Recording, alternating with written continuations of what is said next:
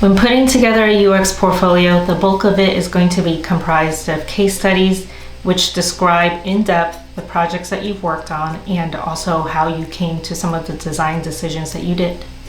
Today, I'm going to be going over 8 tips on how to master that case study based on feedback that I received from my own mentor as I was working on my book, learnings that I gathered from attending portfolio reviews, and also observations I've made from looking at how other designers shape their case studies.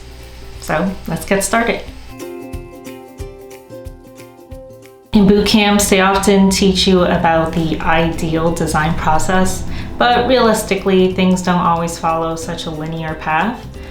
So for example, let's say you just joined a company, you might actually be jumping in the middle of a project. So your team might have already established personas, or they might have already done a lot of the early discovery research, and maybe you're jumping in to help out with the low fidelity or high fidelity prototype. Speaking of level of fidelity, your team might already have a design system in place, in which case you might find that you're producing high fidelity wireframes a lot faster.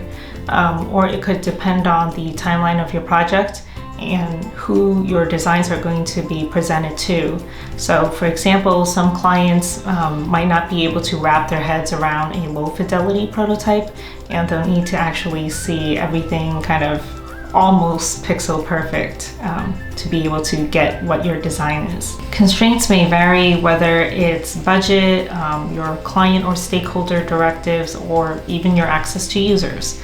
But actually, I find that constraints present some of the more interesting case studies because I want to see what your workarounds to these issues are.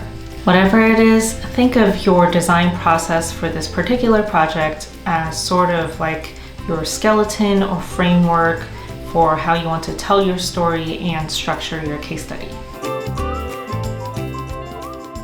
Don't wait until the project has wrapped up before you start writing that case study.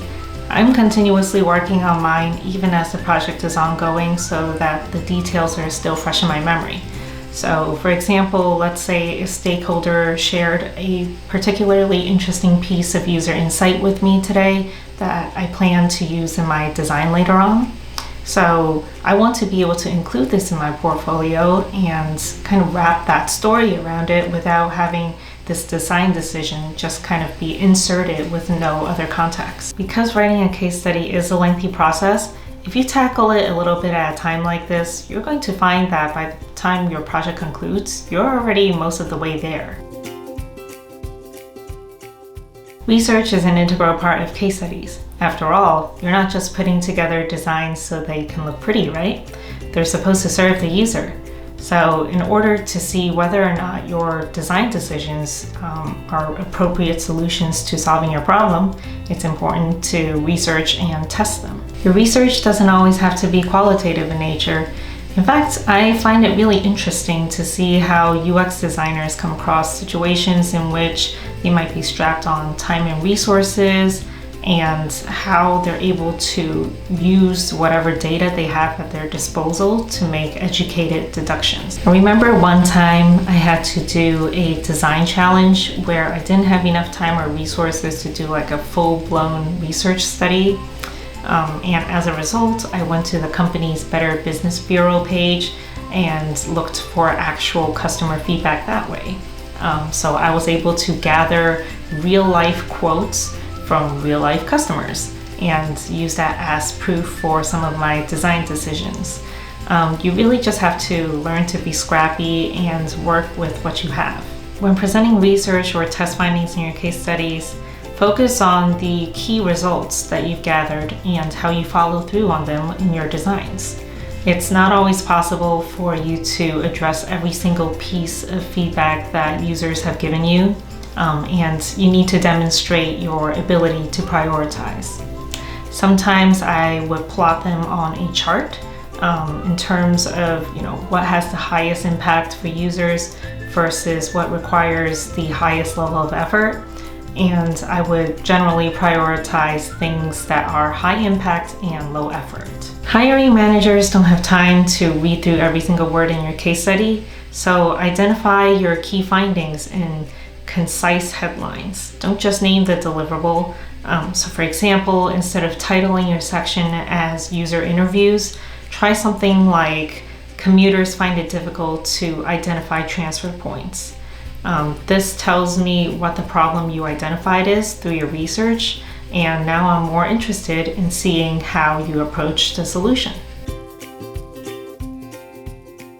Design is an iterative process.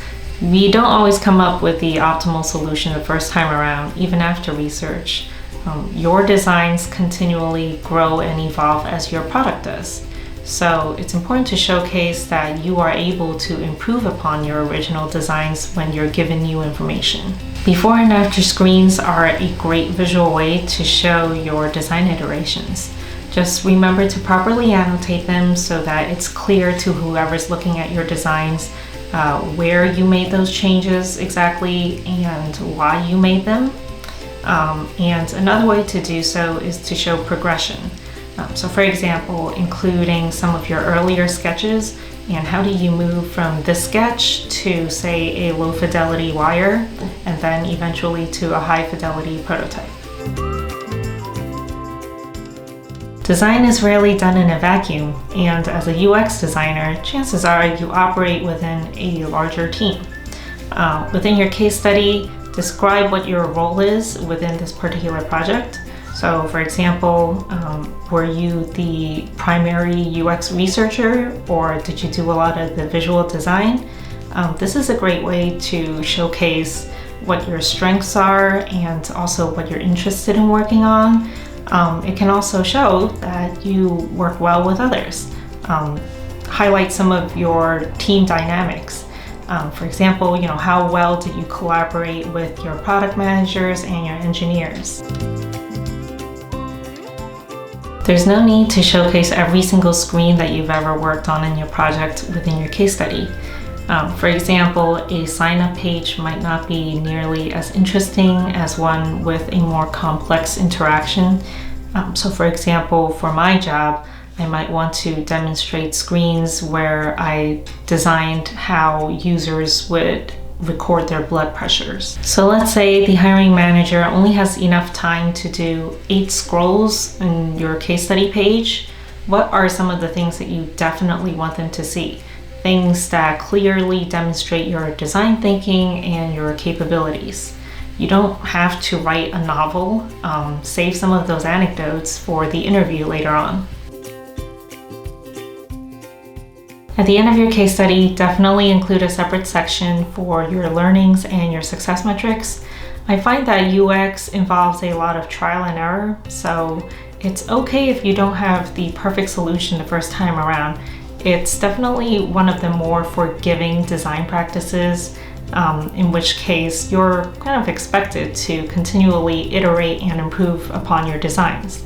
Just as long as you're able to communicate how your design decisions are moving you in the right direction and also where you plan to take the product in the future. So for example, what your next steps are in the next iteration. Success metrics can be set by either you or the company that you work for.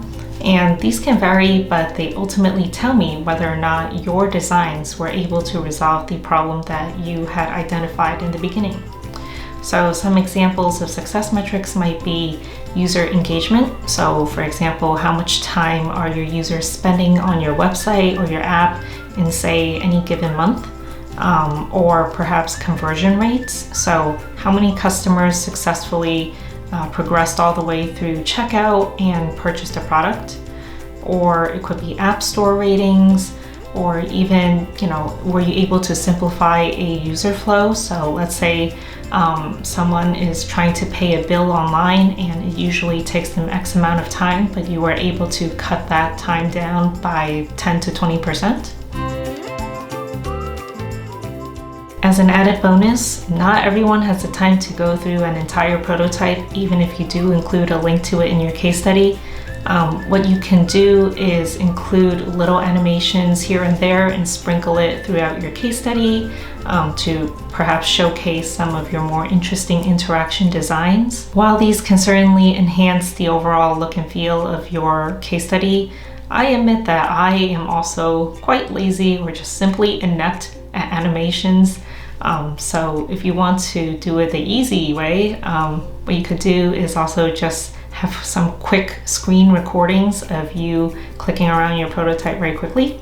And that should also suffice. By now, I hope the thought of staring at a blank screen isn't nearly as intimidating as it might have been in the beginning of this video. Case studies do take a long time to put together, but once you do, you're going to understand your project inside and out and be able to confidently present it during your interviews. If you enjoyed this video, remember to like and subscribe and hit that notification bell so you don't miss out on any future videos. If you have any more case study related questions, leave it in the comments below. I'd love to hear what your approach is. Until next time, bye!